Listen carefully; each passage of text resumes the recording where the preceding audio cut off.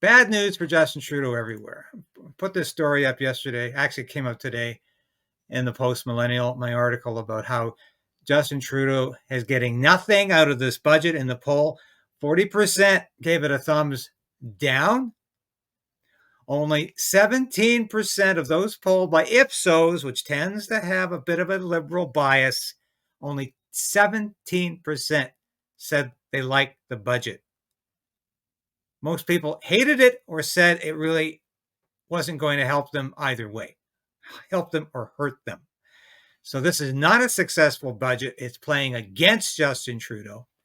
And by the way, I put my own poll up, and 2.9 million of you responded. 2.9 thousand, almost 3,000 probably by now responded. 100% that you don't think Justin Trudeau's budget is going to help the middle class, that it's not really designed for anything except boutique programs, a faux housing program, and to balloon the national debt by another $40 billion. That's what this budget is succeeding in doing. So I thank you for everybody who responded to this poll. I think it's fantastic you did so. And we are going to do more polls like this because you're certainly responding. Now I want to go through something that I think is not good news right now, because we are facing the uniparty. And as far as domestic affairs goes, and as far as foreign affairs goes, and I want to show this clip. And this is it's uniparty in the States is the Republicans and the Democrats coming together to keep foreign wars going, to keep the money pouring into Ukraine. And the same thing is happening in Canada with the Conservative Party and the Liberal Party and its allies, the NDP and the Bloc. But there is no debate in this country, in the House of Commons, on whether or not Canada should continue to send billions to Ukraine. But let's look at, first of all, what's happening in the United States. What took so long to get some of these other 8 Republicans persuaded to your position? Or was it the overall nature of this bill and what was lost in that time period for Ukraine? Well, that's a good question. You already know the answer. I think the demonization of Ukraine began by Tucker Carlson, who, in my opinion, ended up where he should have been all along, which is interviewing Vladimir Putin. And so he had an enormous audience, which convinced a lot of rank and file Republicans that maybe this was a mistake. One of life's most underappreciated talents is to know when it's time to move on to life's next chapter.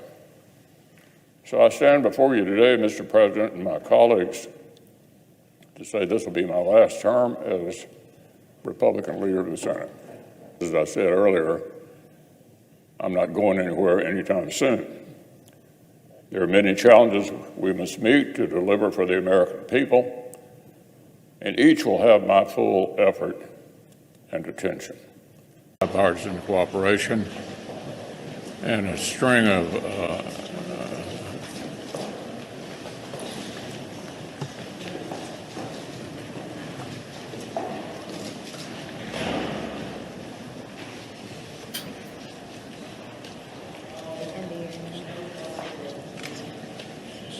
Maybe this is why we're getting the kind of leadership we're getting in politics.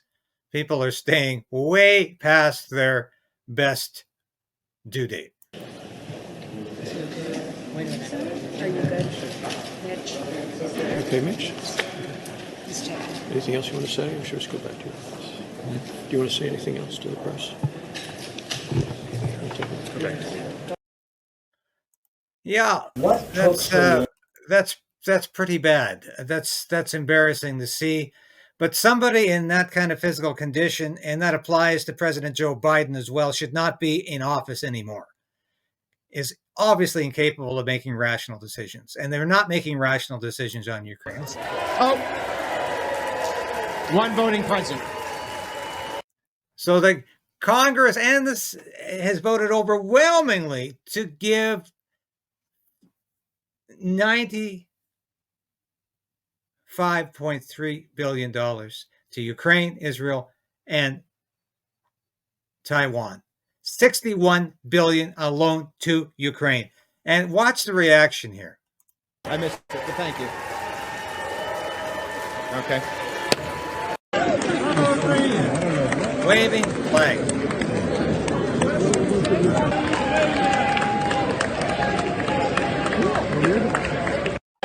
The House will be in order. The House will be in order. The chair would remind my colleagues to observe proper decorum. Flag waving on the floor is not appropriate. The House will be in order.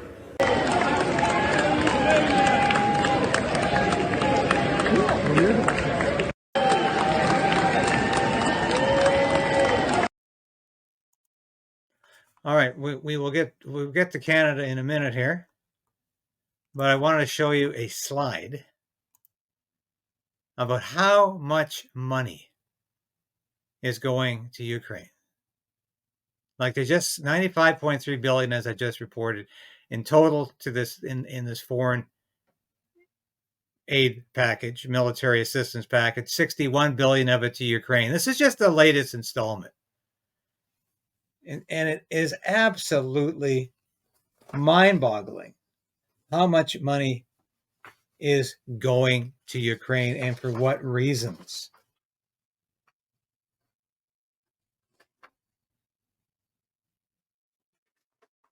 And this is just the United States here. And we're not even talking about Canada.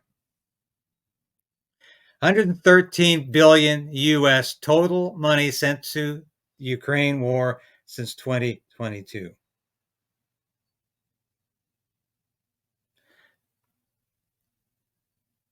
And they're not just paying for weapons. And of course, all of these weapons are manufactured in the United States.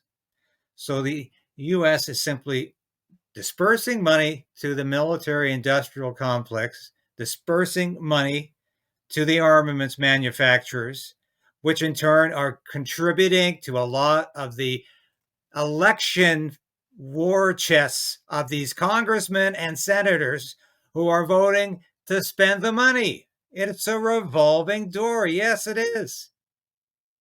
And it is absolutely criminal what is going on here. To sustain a war that is amounting to a slaughter of Ukrainians, this war has been lost already.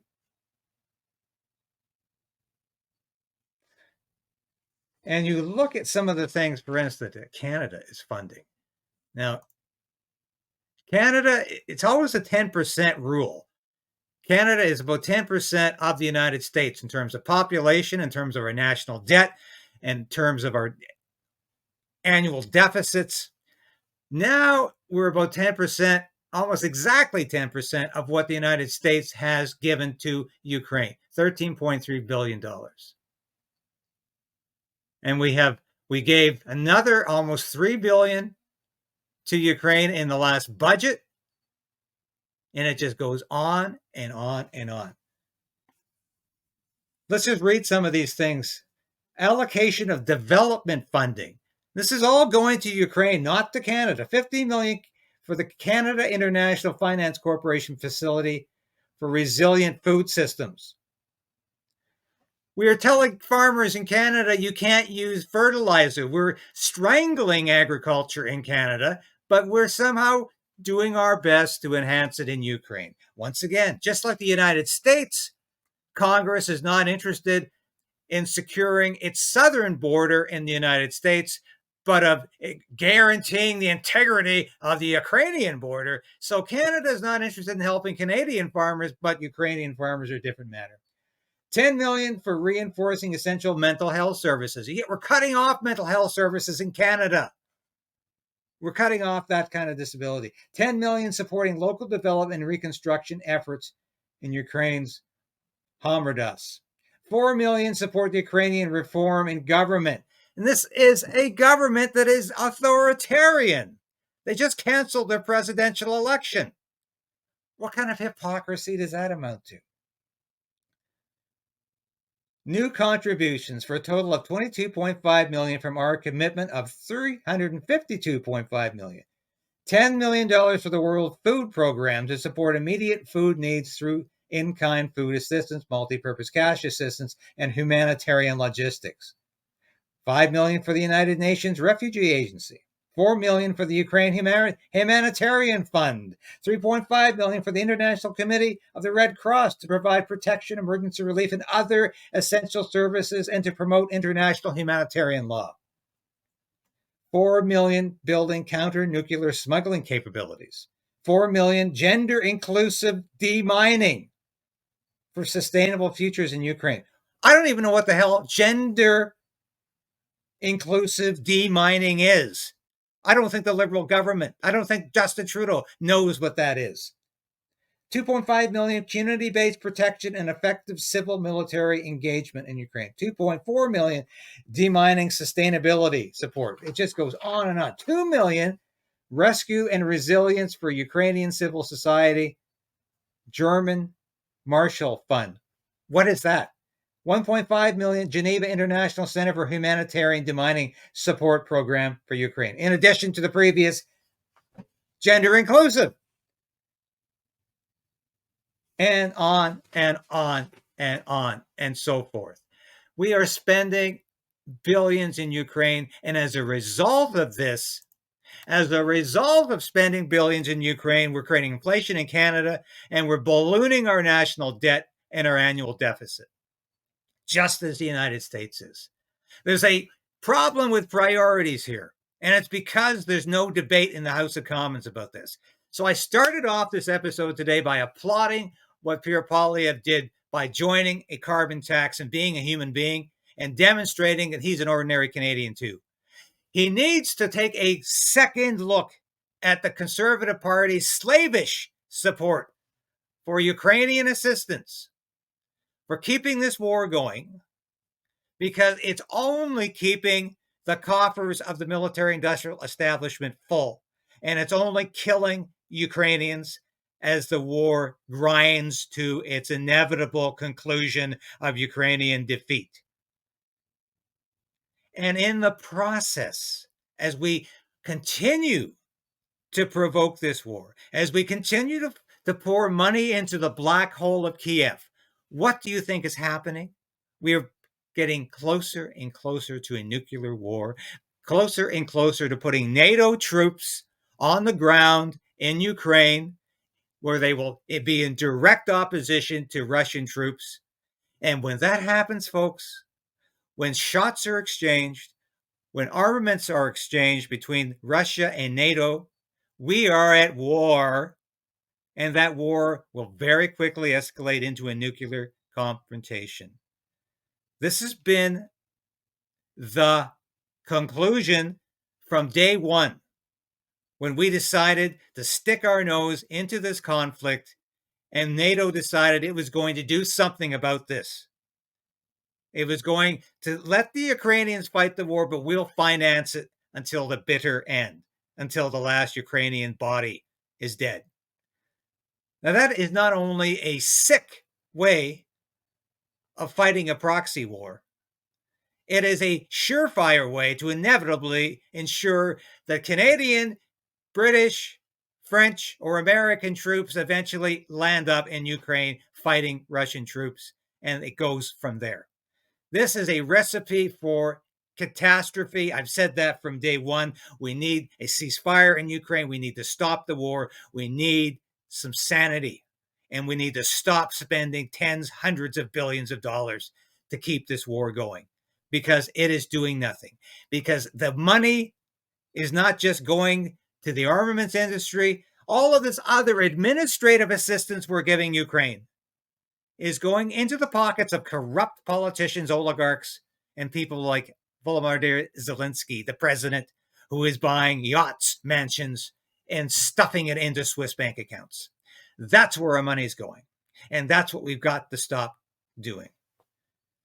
So congratulations, Pierre Poilievre, for dropping in on a carbon tax protest. I applaud you for that. Good work. Please take another look at your support for this war in Ukraine and your insistence that a conservative government will continue to support this war and will continue to give billions of dollars away. We need better. We need to do better. Thanks for watching today, folks. Please watch this brief message.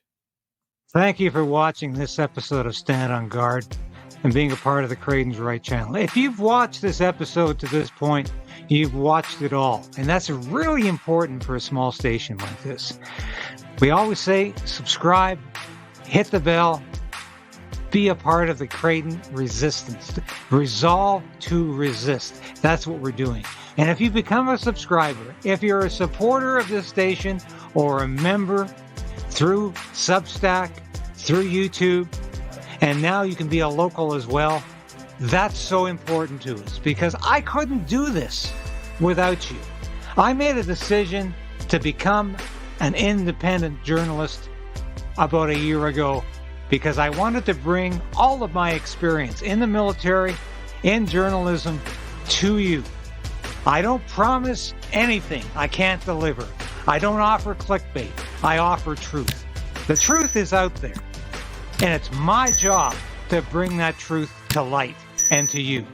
Thanks for being a part of the KRAYDEN'S Right resistance, and we'll see you again soon. So we are in a very precarious position in this country. We need a political change, but we also need to resolve to resist.